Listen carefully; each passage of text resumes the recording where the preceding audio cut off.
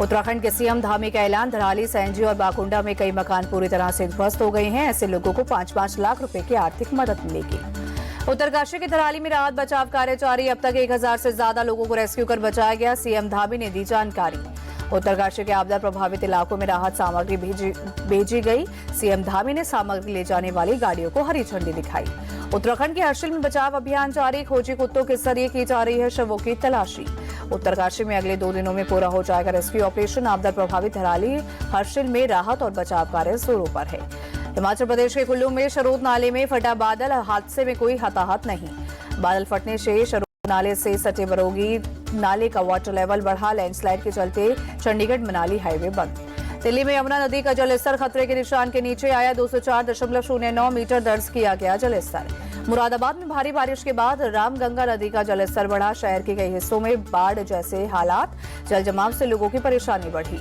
प्रयागराज में गंगा और यमुना नदी का जलस्तर कम हुआ। फिलहाल अभी भी कई जगहों पर भारी जल जमाव। बाढ़ में बहकर प्रयागराज आया तेंदुआ, एक ब्राह्मण को किया घायल। वन विभाग की टीम को चकमा देकर भागा। वाराणसी में आत्म विश्वेश्वर मंदिर में भीषण हादसा। पुजारी समेत 7 श्रद्धालु झुलसे। हालत गंभीर, अस्पताल में इलाज जारी। आरती के दौरान मंदिर में आग लगी। हादसे के बाद अफरा तफरी मची। दमकल की गाड़ियों ने कुछ ही देर में काबू पाया। देहरादून में टोईवाला टोल प्लाजा पर पहुंचा हाथी। कार पर हमला कर पहुंचाया नुकसान। अचानक हुए हमले से ड्राइवर और आसपास मौजूद लोगों में मची दहशत। कुछ देर बाद जंगल की ओर लौटा हाथी। मुंबई एयरपोर्ट पर जानवरों की तस्करी के आरोप में एक यात्री गिरफ्तार। कई विदेशी जानवर भी बरामद। बैंकॉक से मुंबई यात्रा आया था यात्री। नागपुर के प्रसिद्ध कोराडी मंदिर में निर्माणाधीन प्रवेश द्वार का एक हिस्सा गिरा।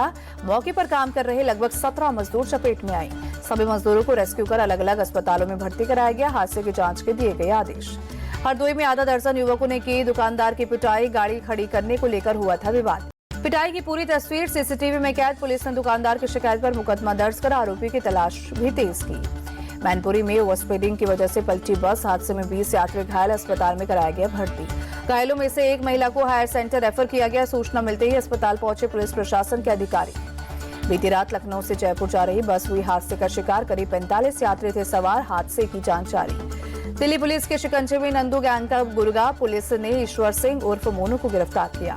आरोपी के पास से पिस्तल, 2 जिंदा कारतूस बरामद। कई वारदातों में शामिल था नंदू गैंग का गुर्गा ईश्वर सिंह।